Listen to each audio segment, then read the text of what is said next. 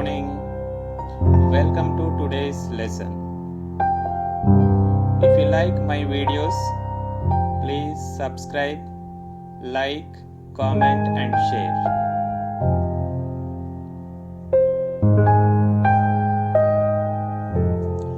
Today I am going to teach NCERT Grade 10th Economics Chapter 4.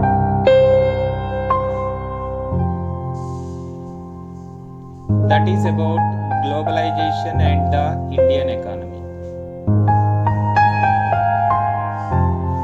In this chapter, the main topics which we are going to learn are: one is production across countries. Second topic is interlinking production across countries. Third topic is foreign trade and integration of markets. Fourth topic is what is globalization. Fifth topic is factors that have enabled globalization. Sixth topic is World Trade Organization, that is WTO. Seventh topic is impact of globalization in India. The last topic which we are going to learn is about the fair struggle for the globalization. These are the topics which we are going to learn from today's lesson. Let me introduce about this lesson, that is globalization and the Indian economy.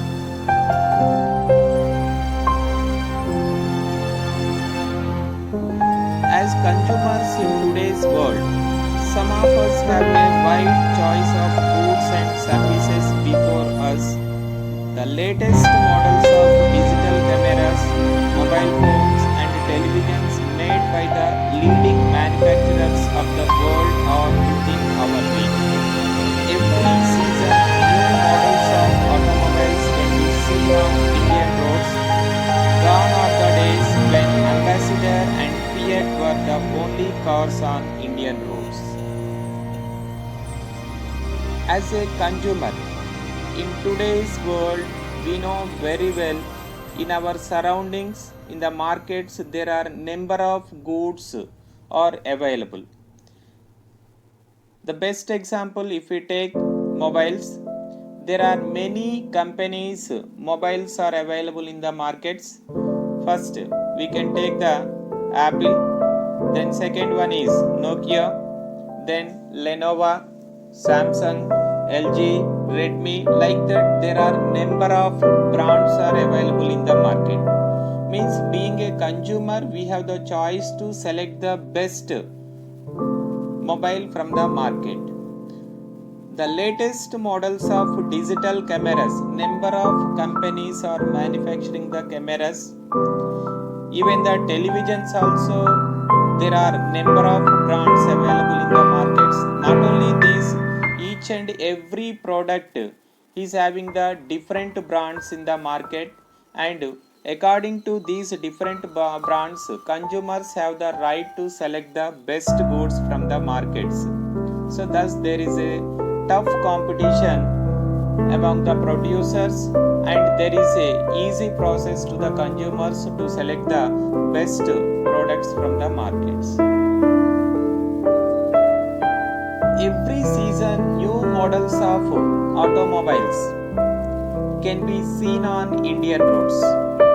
We know very well there are number of companies of cars are available in Indian markets. At present, we can see the leading producers of cars are Honda is one of the leading producer, Maruti Suzuki, Hyundai, BMW. Like there are many companies are manufacturing the cars. There are many products, different models which are available in the present markets in India. But in olden days, we have only two major brands of cars are available. Gone are the days when Ambassador and Fiat were the only cars on Indian roads. But we have number of brands, number of models from each company available in Indian markets.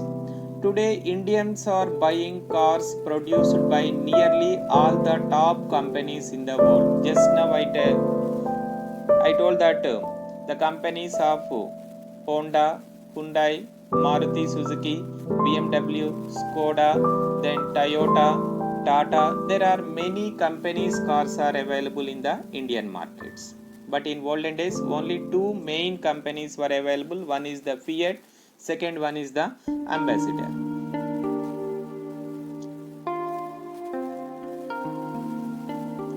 A similar explosion of brands can be seen for many other goods, from shirts to televisions to processed fruit juices. Let me explain the first topic, that is about the production across countries. Until the middle of the 20th century, production was largely organized within the countries, which means the production process was organized only within the countries. Till 20th century, the exports and imports between the countries were very limited.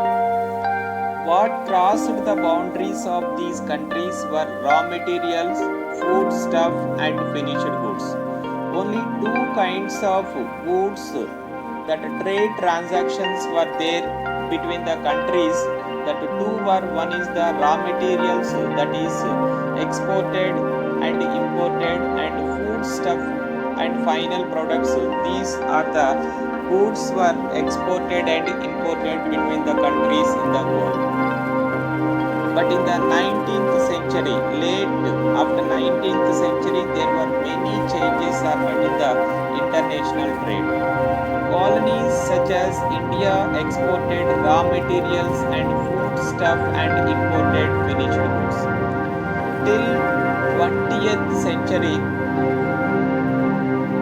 Indian markets were engaged in exporting the raw materials and food stuff to the rest of the world and imported only the finished goods from the rest of the world. These were the limited quantity of exports and imports were done by the Indians with the rest of the world.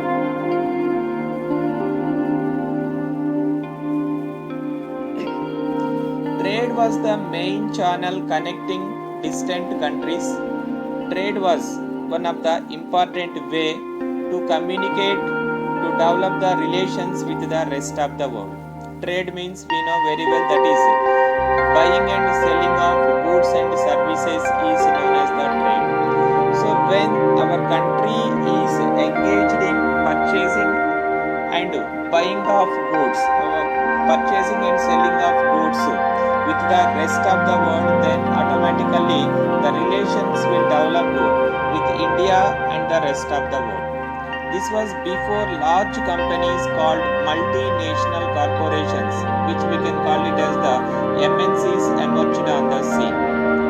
So before the emergency of the multinational corporations or the companies, only the limited quantity of goods were exported from the rest of the world, and the limited quantity of goods are imported from the rest of the world. So let me explain what is MNC. A MNC, multinational company, is a company that owns or controls production in more than one nation.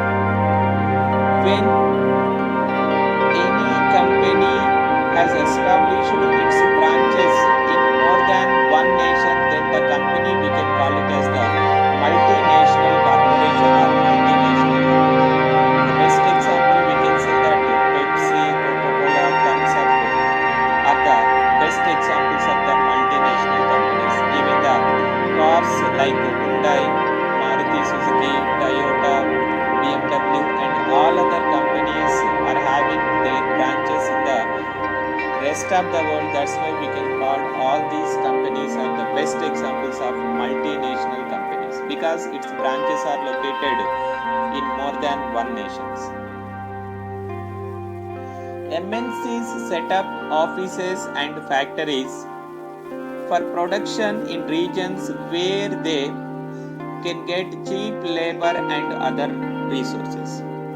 Generally, every multinational company can establish its branches wherever the raw materials are available in large quantity, then wherever the laborers are available in less wages, that is both skilled laborers and the unskilled laborers, and wherever the water resources are available, like all the favorable factors are found in any country, then automatically every MNC will establish its branches in that countries. This is done so that the cost of production is low and MNCs can earn greater profit. Why MNCs are going to establish their branches only in the areas where the cheap laborers are available and the raw materials are available means, if the company will utilize the services of the laborers from the skilled and unskilled people, if the company will pay very less wages to the skilled and unskilled, then the company will get more profits from their trade. That is why every MNC is trying to expand their companies where the cheap laborers are available and where the raw materials are available with less rates. Because the main motto of the MNC is to get the huge profits. That is why MNCs are basically depending on the factors like cheap laborers and the resources which are available in cheaper rates. The best example, Coca-Cola and Hyundai. And let me explain, a MNC is not only selling its finished products globally, but more important, the goods and services are produced globally. MNC, multinational company, is not only selling its finished products globally, and also it is importing the goods and services which are produced in its branches into the rest of the world. As a result, production process is increasing and its profits are also increasing, and they are expanding their companies in the rest of the world. The production process is divided into small parts and spread out across the globe. Whatever the products they are producing in their branches, in their companies, which are exporting to the rest of the world one side, and whatever the goods producing in their manufacturing units which are selling in the local markets also.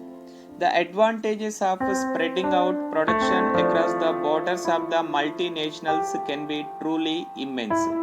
So establishment of multinational company in one area, it is basically depending on the many factors and it requires a huge investment. Wherever the favorable factors are found and where the company and when the company is ready to invest in the large amount, then only the company will get huge profits and the company will expand its branches in the different parts of the country. Now let me explain the second topic, that is about the interlinking production across countries. In general, MNCs, multinational companies, set up production where it is close to the markets. It is true, wherever the market facilities are well developed, there the MNCs will establish its branches. The best example we can take the largest populated countries like India, China, some other Pakistan, Bangladesh. In these countries, MNCs have established its branches in the large number because the market facilities are available and large number of people are available. That is why their products will sell within the short period of time and they will get huge profits from the Indian markets and wherever the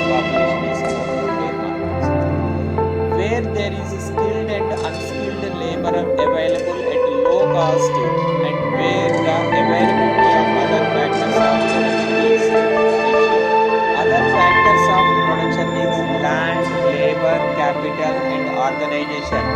With these factors of production, where the other facilities are provided by the government to support the establishment of the multinational companies, then the multinational companies will establish their branches in the different parts of the country. Then they will expand their business, their trade transactions within the country and with the rest of the world. Now let me explain which are the factors affecting on setting up of MNCs. Generally, every MNC is established its branches in rest of the world where the favorable factors are available. The first favorable factor which is affecting on the establishment of MNCs in any nation is availability of cheap laborers. So availability of cheap laborers means both skilled and the unskilled laborers. If the laborers are ready to work at lower wages, then the MNC will get huge profits from the local trade, from the manufacturing of goods and services. That is one of the factor which is highly influencing on the setting up of the multinational companies in a nation.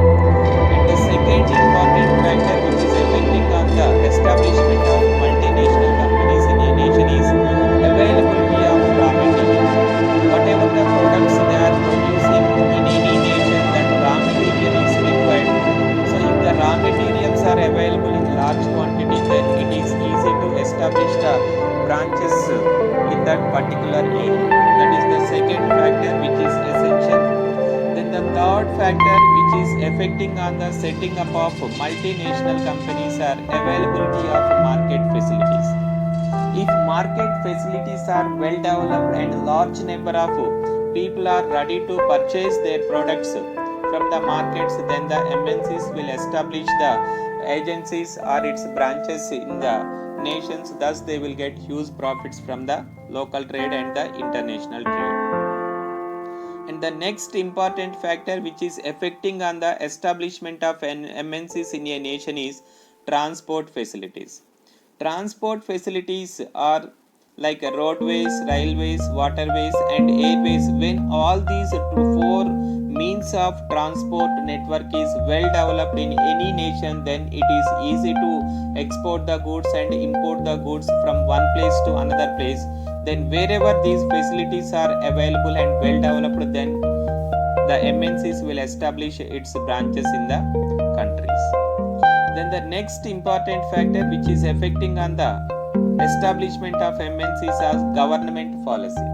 When the local government or the central government will support to the establishment of MNCs by providing land with less rate, less than the market prices, when the government is provided some machinery and equipment on subsidy basis, when the government is providing electricity facility on subsidy basis, like that the government policy also one of the important factor which is affecting on the establishment of multinational companies in a nation.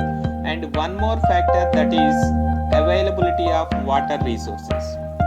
If water resources are available, because water is essential for the production of almost all kinds of goods. That is why if water resources are available very nearer to its branches, then it is easy to establish the branches in a nation. So these are the different factors which are affecting on the establishment of multinational companies in a nation. Wherever these facilities are available, then it is easy to establish the branches in the different parts of the country. Once again, let me explain the factors which are affecting on the establishment of the MNCs in a nation. One is the availability of raw material. Second one is the availability of both skilled and the unskilled laborers with the low wage rates. And the third one is the huge investment is required. Then market facilities are required. Then power resources are required. Availability of land, and at last transport facilities. All these are the important factors which are affecting on the establishment of multinational companies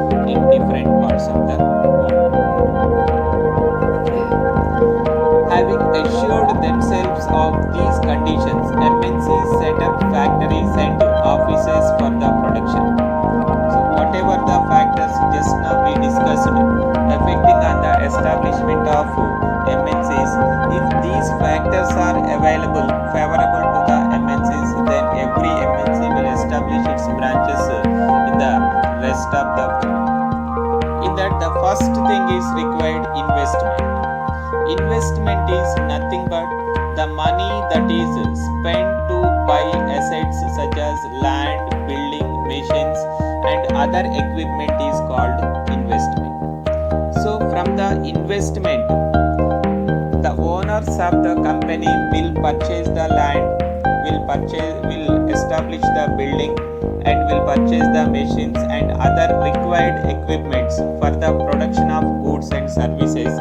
Whatever the amount they used for the purchase of all these requirements, that amount we can call it as the investment. Generally, this investment is done by the owners of multinational companies. If they have sufficient investment, then they will establish the MNCs. If they do not have the sufficient investment, then they will take loans from the banks and many other sources. Then the second, foreign investment. Foreign investment is nothing but investment made by the multinational corporations is called foreign investment. Example, if any multinational company will establish its branch in India, thus before establishing of its branch in India, they have to purchase the land, they have to purchase the machinery, they have to construct the building, and they have to purchase the many other materials required for the production of goods and services. So whatever the materials required for the establishment of these branches in India, the amount whatever they are going to spend for all these, we can call it as the foreign investment.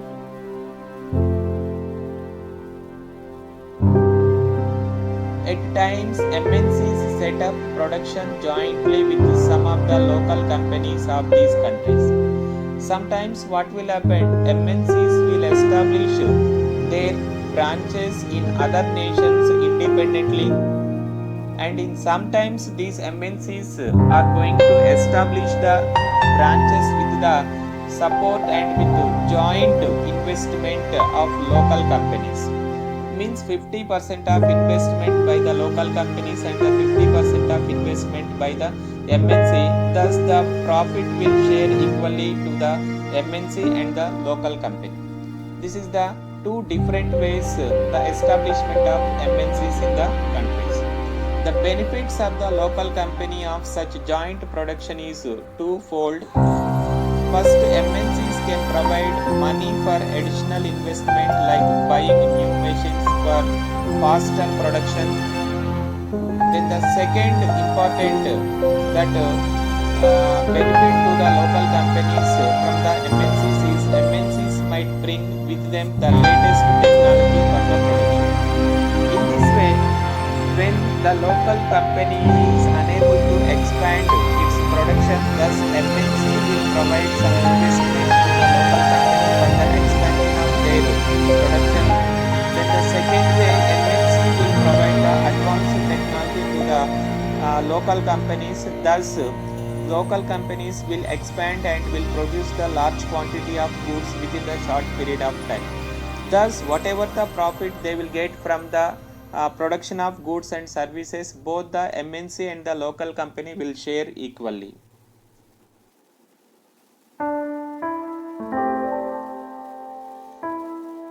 The most common route for MNC investment is to buy up local companies and then expand production.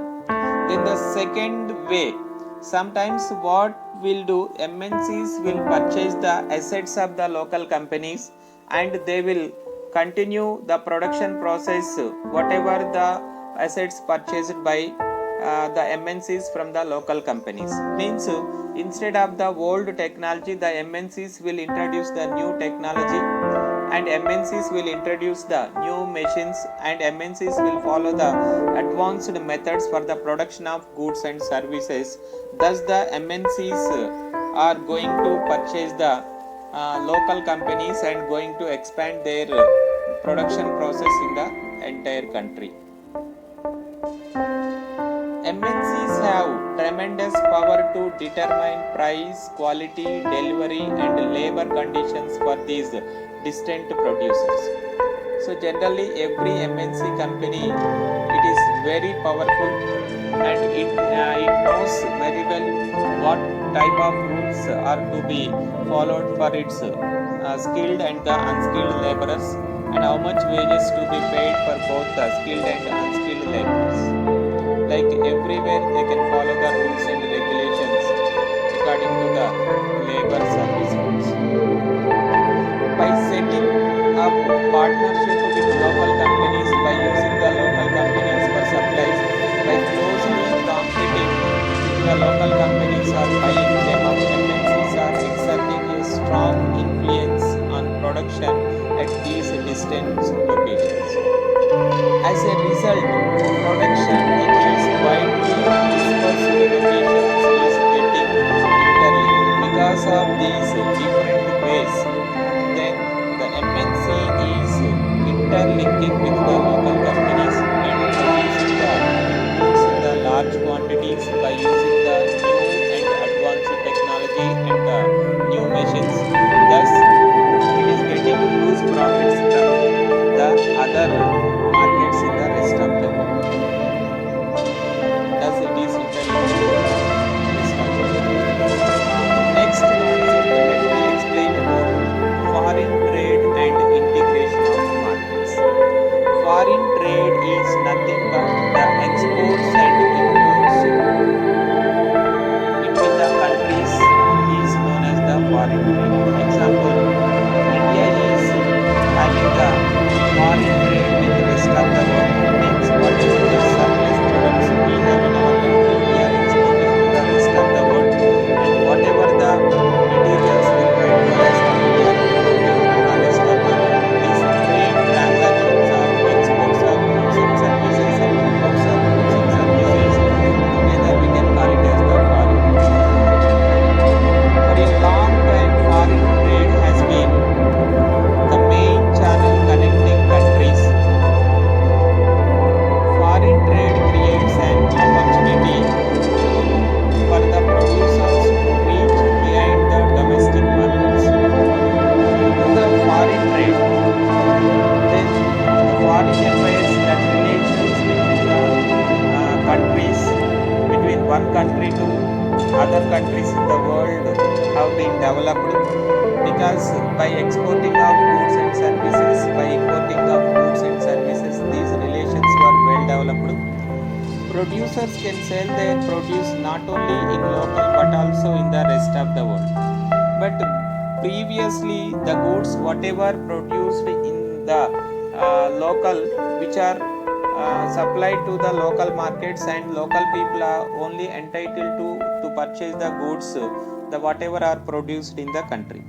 But at present, due to the globalization process and the foreign trade, the goods, every company has the right to sell its products not only in the domestic, even in the rest of the world also. Similarly, for the buyers, import of goods produced in another country is one way of expanding. In general, with the opening of trade, goods travel from one market to another, not only within the country, even to the rest of the world also. Choice of goods in the markets rises, prices of similar goods in the two markets tend to become equal.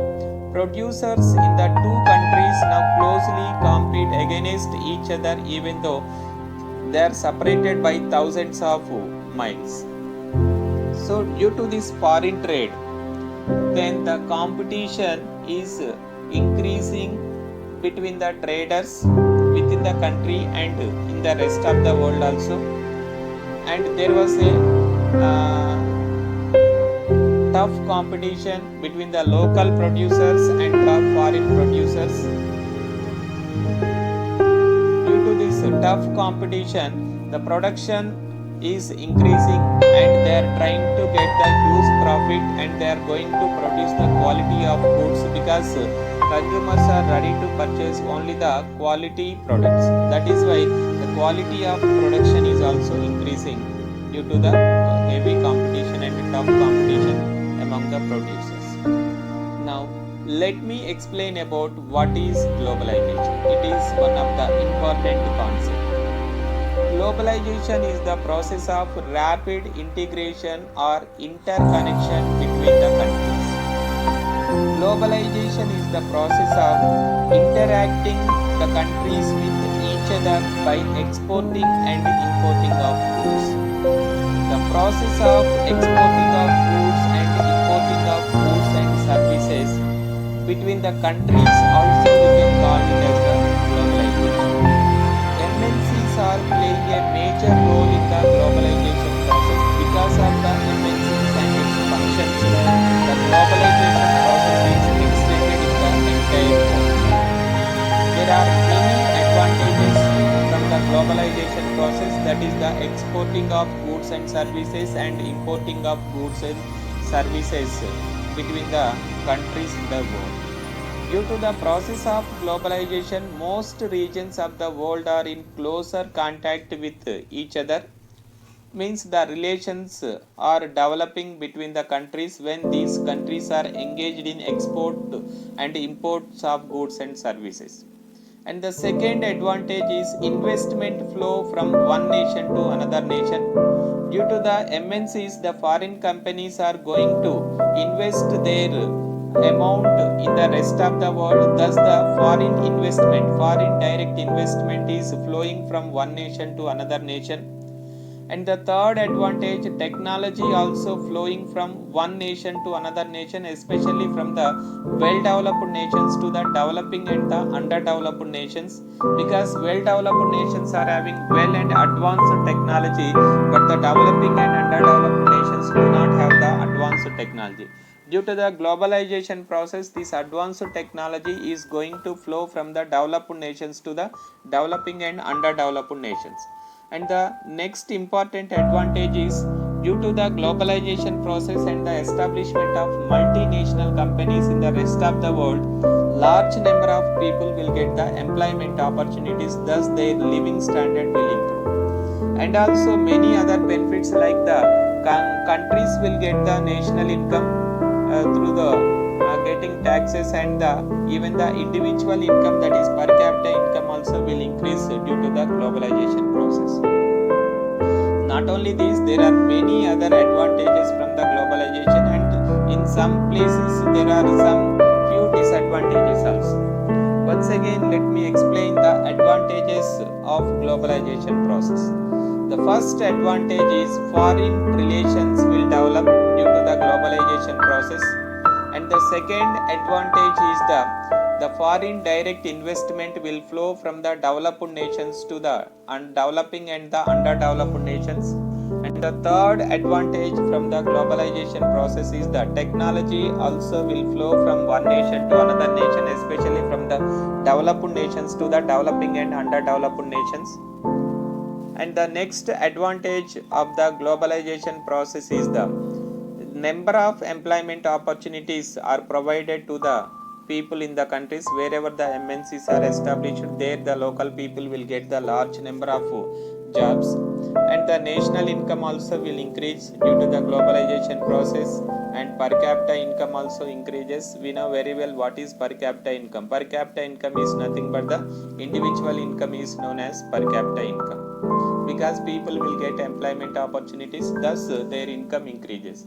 And at last, foreign exchange rate also increases, because when a country is exporting large quantity of goods to the rest of the world, thus the foreign income increases.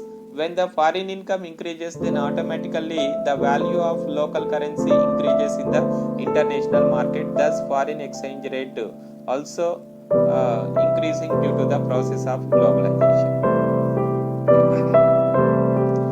Factors that have enabled globalization. What are the factors that are enabled globalization process? One is the technology.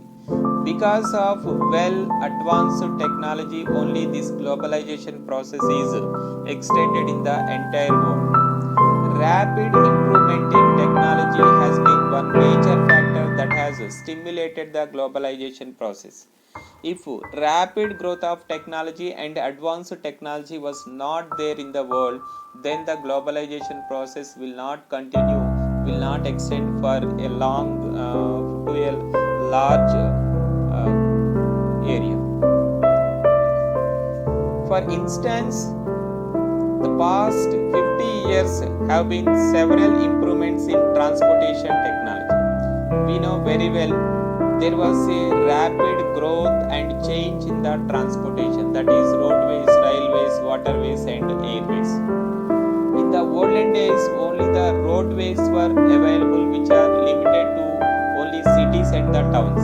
But at present, the road transport network is extended to the remote areas also.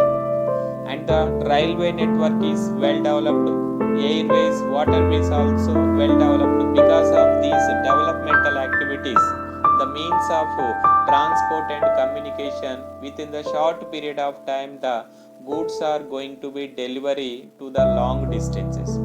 This has made much faster delivery of goods across long distances possible at lower cost. So thus technology is helping a lot for the extension of the globalization process in the world. Even more remarkable have been the development in information and communication technology. Even the information and communication technology is also helping a lot for the extension of the globalization process in the world. If communication and communication technology is not available, that is internet, then some other sources, then it is very difficult to communicate with the rest of the world for the exports and the imports of goods. In the recent times, technology in the areas of telecommunications, computers, internet has been changing rapidly. You know very well what changes are happening in our surroundings in the technology, telecommunications, computers, internet and in many other sources of communications.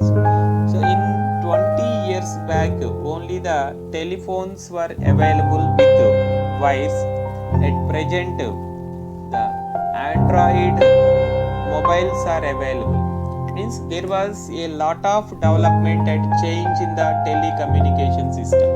And in olden days, computers were there, but internet facilities were not there. But at present, in each and every area, this internet facility is extended.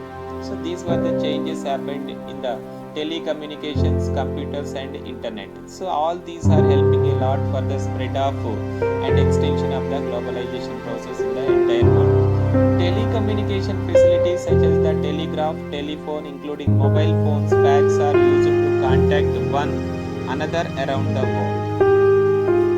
Within the short period of time, we can communicate and we can send the messages to a large number of people, those who are living far away from us.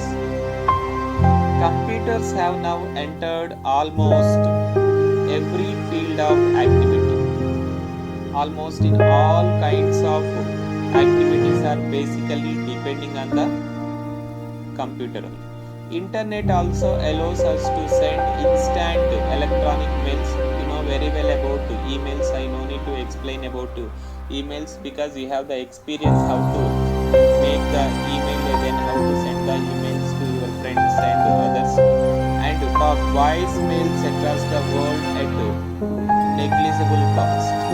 These are the favorable conditions for the extension and the spread of globalization process in the entire world. Now once again we can see the favorable conditions for the spread of globalization process are: one is the development of transportation, second the roadways, railways, waterways and airways, which are helping a lot for the globalization process, and computers are also helping a lot for the globalization process, that is interaction with the rest of the world by exporting and importing of goods and services. Internet also helping a lot telephone, mobiles, and all other different communication technology is helping to the globalization process.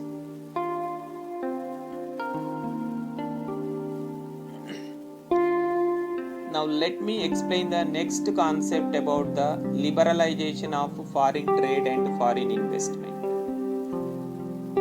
What is liberalization? Removing barriers or restrictions set by the government is known as liberalization. Liberalization, in another way, I can say that free from all the instructions, free from all kinds of restrictions is known as liberalization. Previously, the government imposed many restrictions on international trade, that is foreign trade, for exporting and importing of goods and services. When the government is removed all these restrictions for the exporting and importing of goods, then the process we can call it as the liberalization. Means whatever the instructions and the barriers were removed on international trade or in the foreign trade is known as the liberalization. With the liberalization of trade, business are allowed to make decisions freely about what they wish to import or export.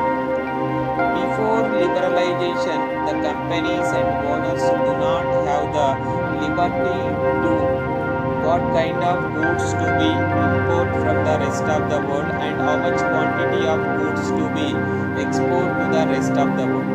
When this liberalization process has introduced, when the government is removed the restrictions or barriers on the international trade, then the owners of the companies became free and they have the choice to select the quantity of goods to be exported to the rest of the world and what kind of raw materials to be imported from the rest of the world. The government imposes much less restrictions than before and is therefore said to be more liberal.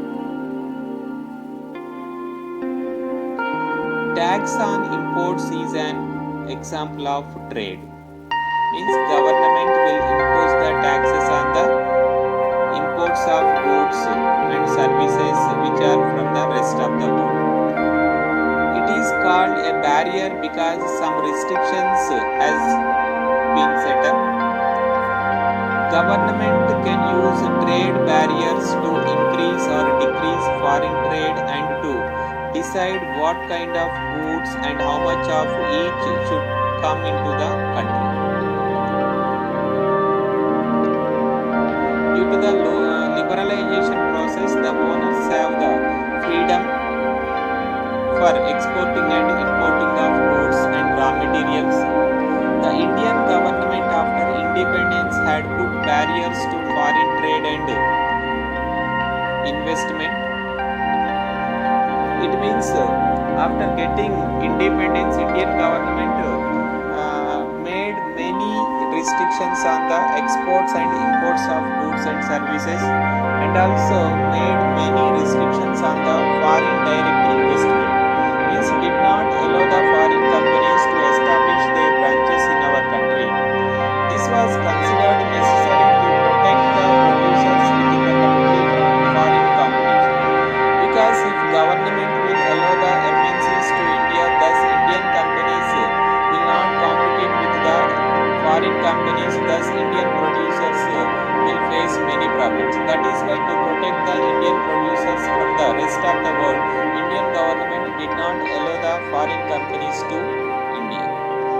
Industries were just coming up in 1950s and 1960s and competition from imports at that stage would not have allowed these industries to come up.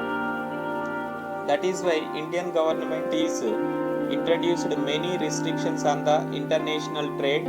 Thus it protected the Indian producers and Indian companies. Thus India allowed imports of only essential items such as machinery, fertilizers, petroleum and many other essential goods. All the developed nations during the early stages followed the same policy But later, when the local companies became strong, then the governments had introduced the policy of globalization and given permission to the multinational companies for the expansion of their branches in the country. Indian government introduced a new economic policy that is called NEP in 1991. As per new economic policy, Indian government removed the trade barriers or restrictions on foreign trade and given permission to the multinational companies to establish their branches in India, and even it supported the foreign direct investment in India also.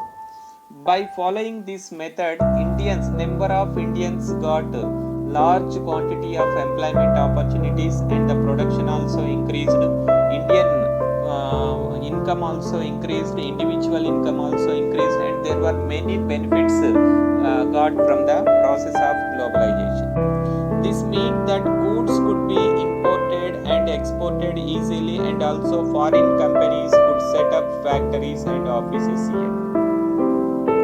Till 1991, Indian government did not allow the large number of, after 1991 MNC only, that new economic policy only allowed the MNCs to establish their branches in different parts of the country. Now, let me explain the next concept, that is about the World Trade Organization. World Trade Organization, it is one of the special agency which is working under the United Nations Organization. World Trade Organization is one such organization whose aim is to liberalize international trade. The main function of the WTO is to monitor the trade transactions between the countries. Started at the initiative of the developed countries, WTO establishes rules regarding international trade and see that these rules are obeyed. The main function of the World Trade Organization is whatever the rules are made by WTO for the international trade transactions, then all the membership countries should follow the rules and regulations, should obey the rules and regulations. Do you know where is its main headquarters located? The World Trade Organization, the main headquarters is located at Geneva in Switzerland. And at the time of its establishment, only few countries took the membership, but at present nearly 190 countries of the world are currently members of the WTO, World Trade Organization. Though WTO is supposed to allow free trade for all, in practice it is seen that the developed nations have unfairly retained trade barriers. But there were many rules and regulations in the WTO. Some of the countries, well-developed countries, are not following strictly the rules and regulations of WTO. In some places, they are violating the rules and regulations of WTO. Once again, let me explain. The main headquarters of WTO is located in Geneva in Switzerland. Now, let me explain the impact of globalization in India. When the Indian government is allowed the foreign companies in India through new economic policy of 1991, what are the advantages and what are the disadvantages are found in Indian economy? The first advantage is FDI is increased. FDI means foreign direct investment. When the globalization process is introduced in India, number of foreign companies have established its branches in different parts of the country. Thus, foreign investment flow from the rest of the world to India. That is one advantage. Second, even the well-advanced technology also flow from the rest of the world to our country. That is the second advantage. Then the third advantage, Indians, large number of Indians got the employment opportunities. Tourism also increased, thus Indian government got some income also from the tourism. Individual income, that is per capita income, also increased. Then next advantage is foreign exchange rate also increased. When from India to the rest of the world, when the large quantity of goods are exported, that thus foreign income is increased, then automatically the foreign exchange rate means Indian currency also value also increased in the international markets. And at last, one more advantage, that is Indian government got some income from the globalization process, means government is collecting some taxes from the products and services from the MNCs. Greater competition among producers, both local and foreign. But one disadvantage is there was a tough competition among the producers in the local companies and among the producers of the MNCs, multinational companies. In some places, local producers were unable to compete with the multinational companies. Greater choice to the consumers from the several products, means consumers have the right to select the best product from the market, because in the market there are number of brands are available. MNCs are increased, number of multinational companies branches are established in the different parts of the country. Foreign direct investment also increased, number of employment opportunities are increased, new technology is introduced, Indian companies are established in foreign, like Tata has established its branches in the rest of the world, like Maruti Suzuki also established its companies in the rest of the world, like many Reliance also has established its agencies in the different parts of the world. So like that, even the Indian companies are also established its branches in the rest of the world, thus these companies got some income from the globalization process. Even especially the IT sector is well developed due to the introduction of globalization in India. Now the last concept from this chapter is about the struggle for a fair globalization. Generally, due to the WTO and its rules and regulations, every country is expecting a fair trade transactions among the countries, but some of the well-developed countries have violated the rules and regulations of the WTO. Fair globalization would create opportunities for all and also ensure that the benefits of globalization are shared better. Government policies must protect the interest not only of the rich and the powerful, but also the people in the country. Generally, due to the rules and regulations of the WTO, maximum benefits are going to the developed nations and very limited and less benefits are going to the underdeveloped nations and the developing nations. Labor laws are properly implemented and the workers get their rights. Government should support to the small producers till getting the strong. But basically here what is going on, due to the globalization process, only the large companies are getting huge profits and the local companies are not getting huge profits. That is why fair trade is required. That's all. This is the entire lesson from economics chapter 2, that is about globalization and the Indian economy. Thank you for watching this presentation. If you like my videos, please subscribe, like, comment and share. Thank you once again.